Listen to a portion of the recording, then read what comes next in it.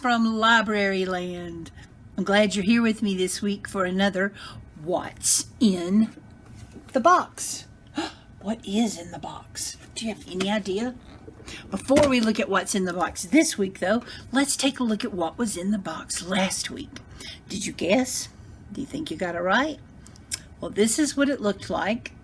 Okay, give you one more look at it. And if you look real close on there, there's some numbers. These little wheels right here, when you turn them, it makes the numbers go around. So it would change the numbers on the bottom here. There'd be a row of numbers here. So what do you think this was? Huh? Yeah? Well, I'll tell you. It's a price stamper. That's right. It's a price stamper that you would use in a grocery store, most likely. You could use it in any store, but most of the times they used them in a grocery store. Now, they don't use these as much anymore because we use barcodes and things with the prices, and they just kind of scan them on the computer. But if it was maybe a small grocery store and they didn't have the fancy barcode readers, then they might still be using these price stampers. And if you'll remember, I showed you last week, there were some initials on one side. A and P. Why do you think that was on there? Well, there used to be a grocery store called A&P. Now let's go down to the A&P and get some eggs. Yeah. So the A&P grocery store, this one probably belonged to someone who worked at the A&P. Now there may be some A&Ps, but I don't think so. I think they're out of business. So it's a price stamper. They stamp the price on the cans of tomatoes or the boxes of cereal or whatever, and then when you took it up to the register, the cashier would look at the price and she would punch it in her cash register, and and then the bag boy would bag your groceries. That was back in the old days when going to the grocery store wasn't the experience that it is now. So, but anyway, that is what it is. It's a price stamper. So my dad used to sell coffee for Red Diamond, and he always had one of those, and when he would get a new one, he would give me his old one, and I'd have so much fun stamping. I'd stamp everything in the house with that thing. So they're a lot of fun to play with.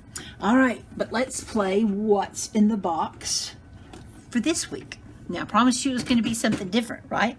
Well, it's always something different, but I promised you it was going to be something kind of neat. And it's neat because it's really colorful. Look at it. Look how bright it is. Does that look like an antique? Something old? No, it's not. This is something that's very modern that you'd use today. Oh, back up a little bit. All right. Now, this comes off, okay? And then you have this, and it looks like that. Now, if you'll notice, it's got a built-up edge here, but this backside isn't built up. Not at all. And this is kind of a hard plastic, a real hard plastic.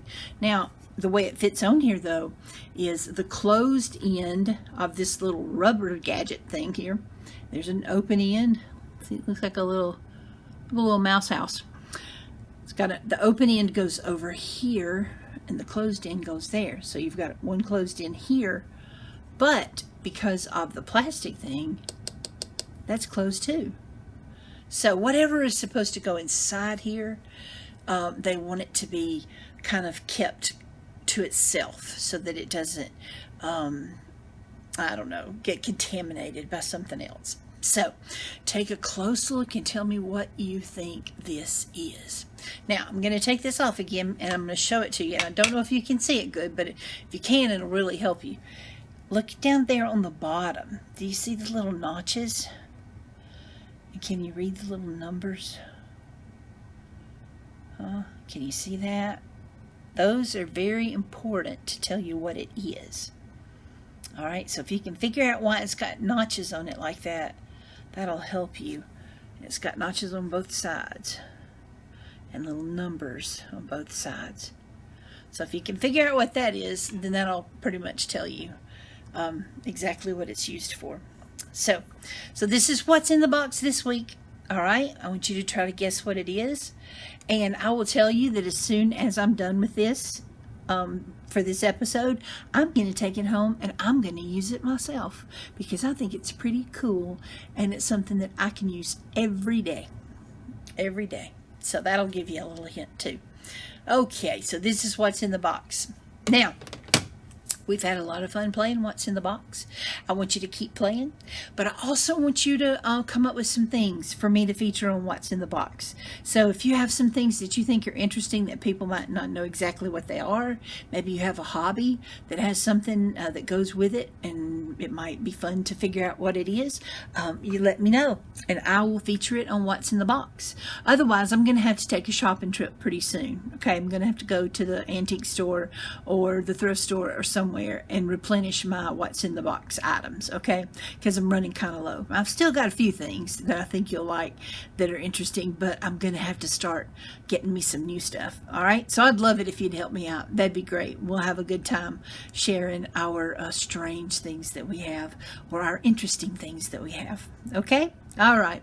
Well, that's it for this episode of What's in the Box. And your job, should you choose to accept it, which I hope you do, is to figure out what's in the box. Bright orange thing with the plastic bottom. What's in the box this week? All right. I'm going to sign out now and say goodbye. And I will see you in the same place next week. All right. So long, friends. Bye.